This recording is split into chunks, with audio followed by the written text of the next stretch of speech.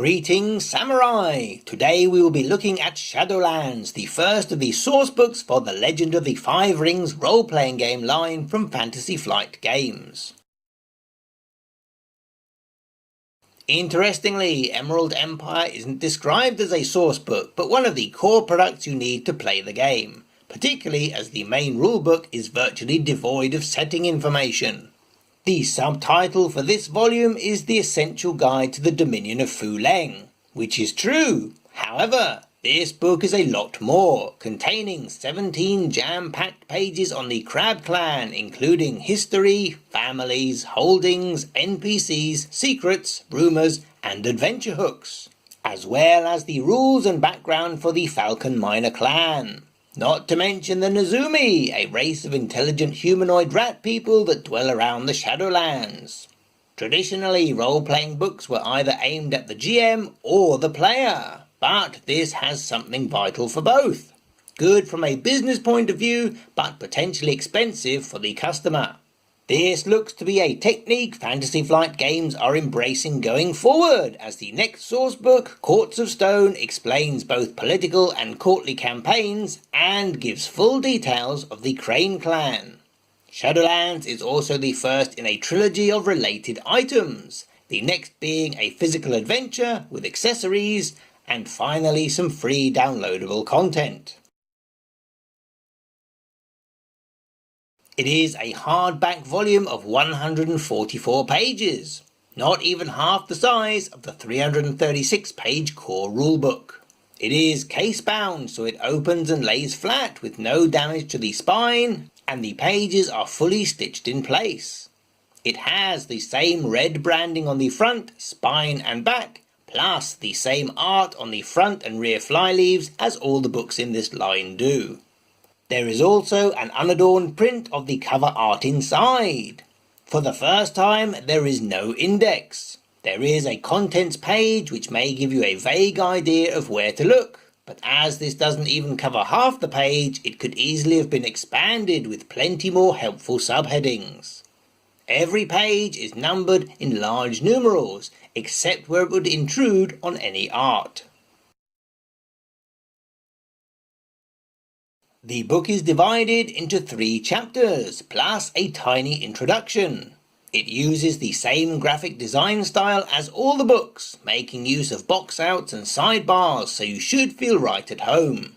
There is plenty of artwork, liberally applied and thematically chosen, but sadly only one illustration, which is, again, too small to easily support the official tokens.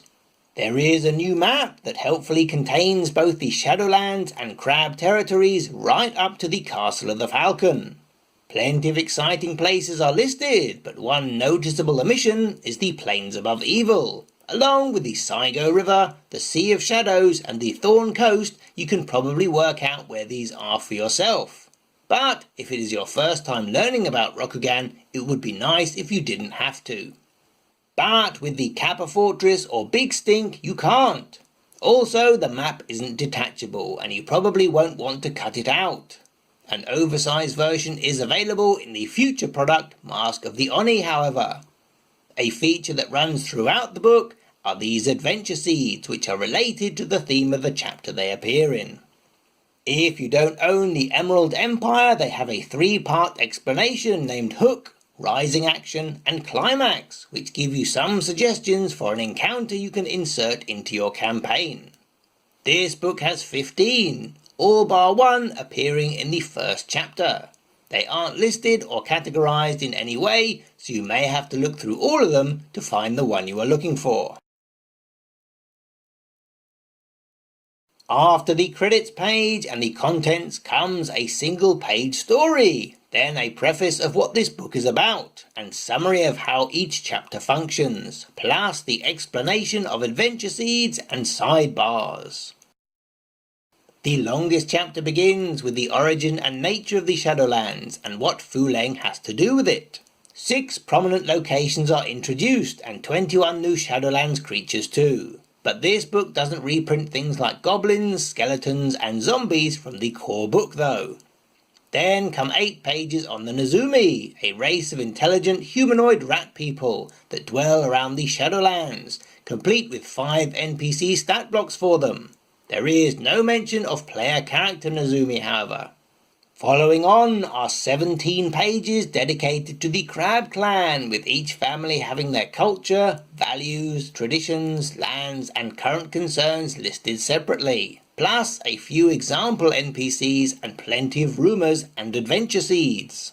Next up are 10 pages on the Carpenter Wall, covering its history, architecture, daily life, and again plenty of adventure seeds and NPCs for you to use. Finally, 4 pages on how the crab patrol the Shadowlands close out this section. Chapter 2 contains all the new toys for players, including 7 pages on the Falcon, a minor playable clan. Their school is the Phantom Hunters, a Shugenja school. Every major clan also gets a new school. Moving on to 4 new advantages and 5 disadvantages, plus an additional 5 Shadowlands Taint manifestations. There is a new Samurai Heritage table too, which you can use instead of the one in the core book. You also have new armor and weapons, including siege weapons and rules for shields, as well as 8 new personal effects, 3 new scrolls, and 5 new patterns.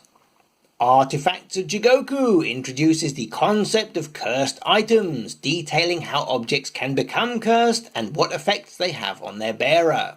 There are even some examples, including the legendary Anvil of Despair. Complementing this are blessed treasures and explanations of jade, obsidian, and jade petal tea. There is 1 new invocation and 1 new ritual. Concluding this part are 6 pages on Maho, expanding its explanation from the core book and adding 11 new techniques, as well as expanding Oni summoning. There is a handy yellow strip down the side of the first page if your characters are tempted to come back to this section again. The final chapter is the shortest and deals with running a Shadowlands themed game, or incorporating Shadowlands elements into a more traditional game of samurai drama, as well as advice on how to use and not overuse the different types of horror in storytelling, or whether you should use it at all. There are also 4 new titles and plenty of examples of spending opportunity in Shadowlands games. The topic of corruption is also revisited, including different clans' attitudes and how to roleplay corrupted characters. If you like your Oni unique or ubiquitous, there is an 8-page Oni generator allowing you to take basic templates and customize them with different powers. You can add up the bonuses to the combat and intrigue threat rating to give you some idea of just how overpowered and party killing your new creation is.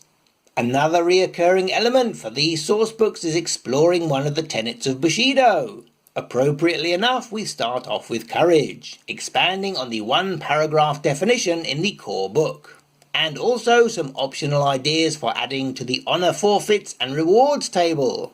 Finally, there is the new Courageous Demeanor and 3 new NPC templates. And that is everything you get in 144 pages. It looks like FFG's plan is for every hardback sourcebook to have a companion adventure product. This has an oversized map and a new set of counters too. In addition, there is some free downloadable content which you can use to expand that adventure or work it into a campaign of your own. Thank you for watching Samurai, and we will see you again when the next product comes out.